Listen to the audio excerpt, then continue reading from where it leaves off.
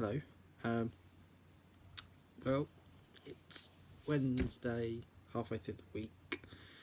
Um, I wanted to kind of go through a few bits and pieces. So, first of all, to kick off, as I haven't actually done any updates since the march on Saturday, um, as you've seen across the media on the Saturday, Sunday, up until now, in letters, in articles across all the different um, newspapers, that there was over 700,000 people at the People's Vote March, which was, to be honest, just incredible. I've never known a march like it. It was pretty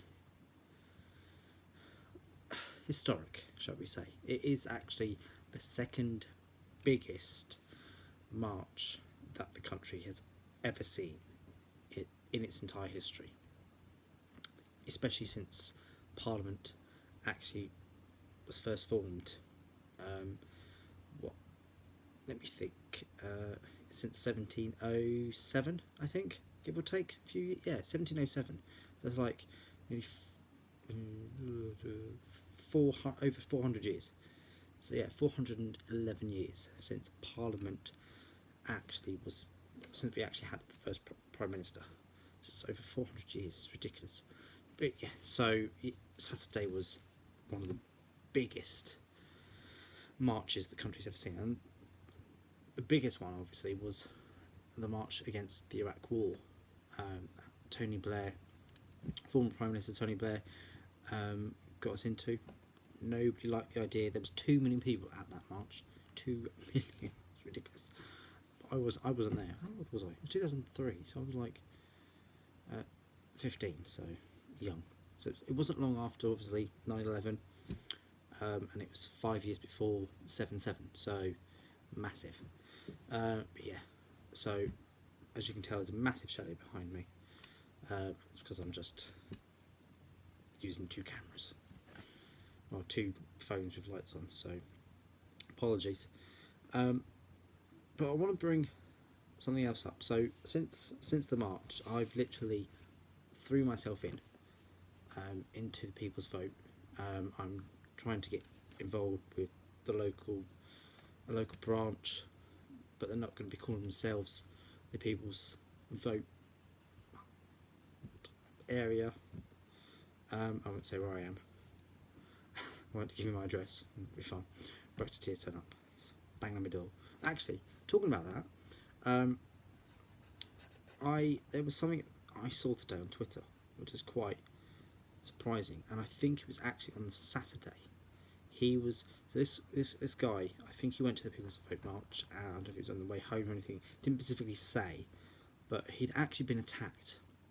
So I would maybe say he's in his 60s, and he'd been punched, kicked, spat at.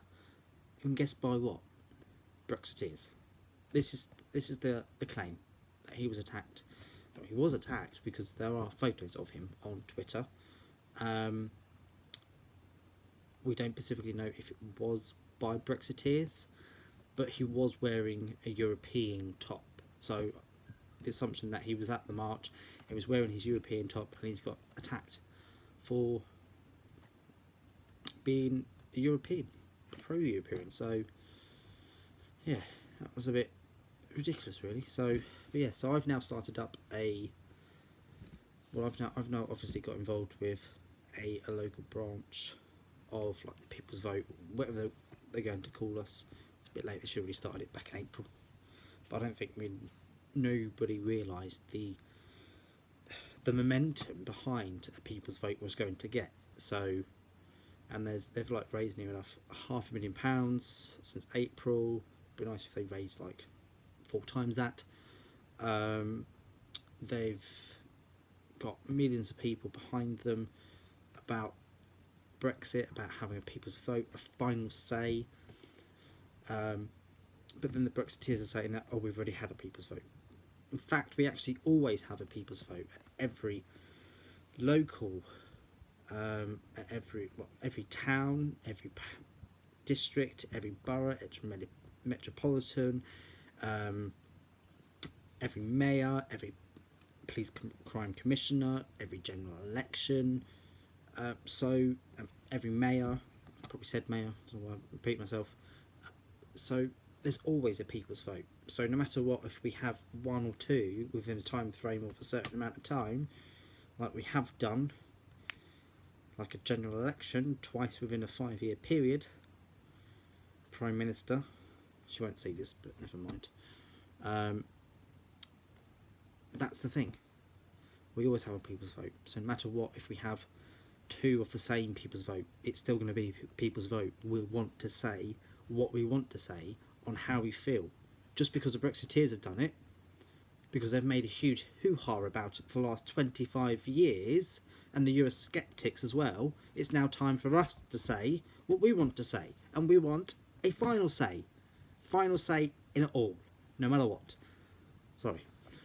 So, and this is the other best thing as well. So since I posted my proper first video last Saturday before the march, I've already had people, I've already had it viewed like 150 times, I've had people turn around saying that I'm a traitor. Well, let me tell you on one thing. Guess what? At first, up till the referendum, I was a leaver. Well, actually, I was a Remainer. And then during the debate, probably about a few weeks before the referendum, I sadly switched sides. And guess what? I now regret that. I regret that I went from being a pro-European-ish, I wasn't really fully aware of the whole thing until now, especially with the implications happening where we're stockpiling food, stockpiling medicine, we've got border issues, we've got the Irish backstop, and there's so many complications, so many uncertainties about it all. Even I'm bloody worried. Not just on itself, but what the implications could actually be. Yeah, I know. Old. I'm keeping that for momentum and memory's sake. So yeah, so I go around everywhere I dither. Talk about rubbish half the time. Well, not at the moment. But and this is the thing. So I was a pro-European-ish. Then before the referendum, and when I voted leave, for which I entirely am ashamed of. I regret. Yes, I know there's problems with the EU. There's problems with every kind of government across the world.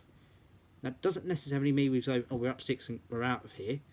There's some countries that people have to leave because they are being starved, they are being murdered, they are being dictated to, they are being murdered because of who they are, their sexuality, because of their religion.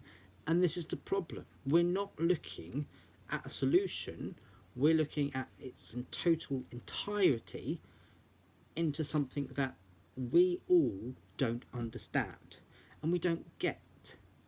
But the best thing we do, we run away. And there's been a video today where Nigel Farage has been going on about EU's the enemy and the people's the enemy now. But then so is Tommy Robinson, but we're not even going to go there. We won't even say his real name. So my point is that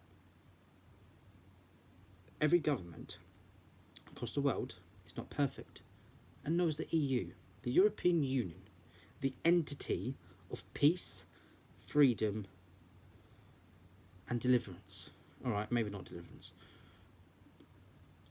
but an organisation that 4 presidents, prime ministers, and heads of state came together. So Germany, France, and probably Poland and Russia. Actually, it was Russia. United States and the United Kingdom came together to write a treaty that will never have another war ever again. And we should be a Europe that's united. But at the moment we have the far right trying to destroy every piece of everything that two world wars have nearly destroyed Europe and the world over a 20-year period. Excuse me. go for a drink. And this is the thing. They don't get that.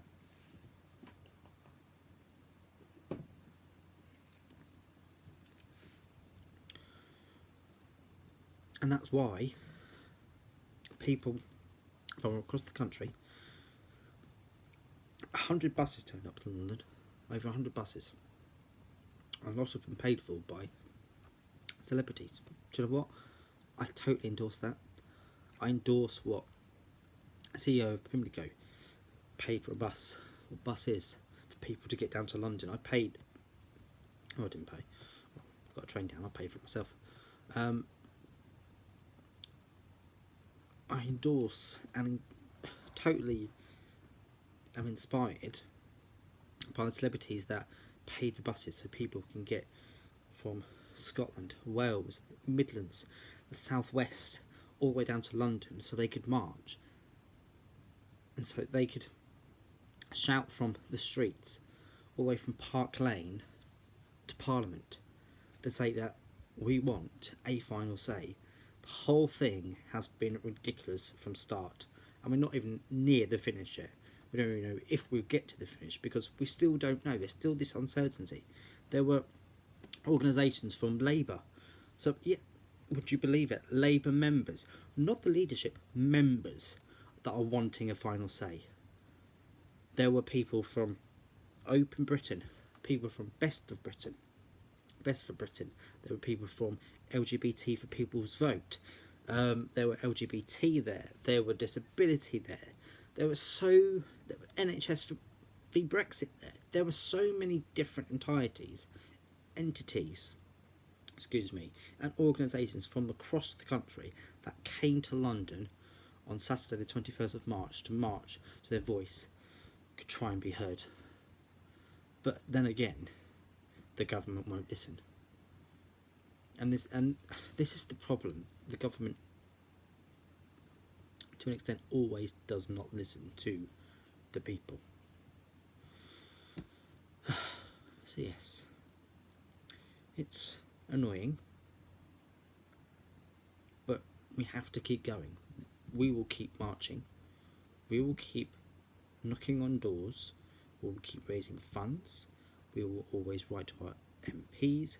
We will email our MPs. We will tweet our MPs. We will Facebook message them. We will do whatever it takes, except violence.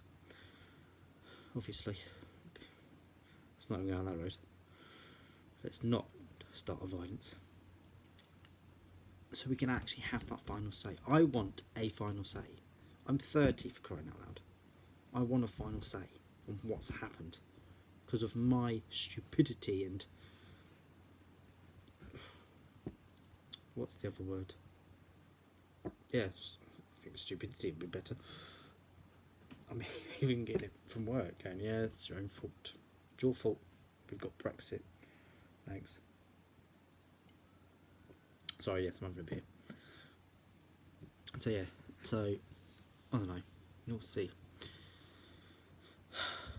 I'm hoping something will shift. Something will just turn the tide, so we can actually have a people's vote, a final say in it all, to say that we decided this once and for all. Brexiteers will say, well, if we have one, are we going to have another? To be honest, I don't really know. And to be honest, no, I don't think we should. After this, done deal. Tough. 1-1.